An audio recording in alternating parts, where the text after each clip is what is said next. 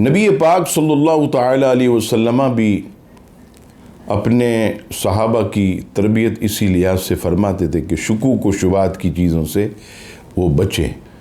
حضرت نعمان بن بشیر رضی اللہ تعالیٰ عنہ ایک حدیث پاک روایت کرتے ہیں جو امام ابن ماجہ اسے اپنی سنن ابن ماجہ میں روایت کرتے ہیں، حدیث نمبر 3984۔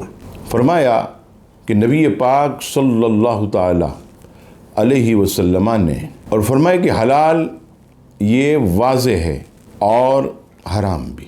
پھر آپ صلی اللہ تعالی علیہ وسلم ارشاد فرماتے ہیں کہ درمیان میں ایک چیز ہے جو مشتبہ ہے، جنہیں بہت سے لوگ نہیں جان پاتے۔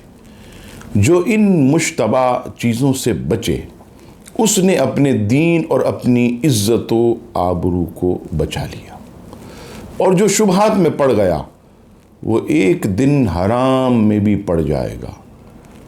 جیسا کہ چراگاہ کے قریب جانور چرانے والا اس بات کے قریب ہوتا ہے کہ اس کا جانور اس چراگاہ میں چرنے لگ جائے، خبردار، ہر بادشاہ کی ایک مخصوص چراگاہ اور اللہ کی چراگاہ اس کی حرام کردہ چیزیں ہیں۔ آگاہ رہو، بدن میں ایک گوشت کا ٹکڑا ہے، جب تک وہ صحیح رہتا ہے تو پورا جسم صحیح رہتا، اور جب وہ بگڑ جاتا تو سارا جسم بگڑ جاتا۔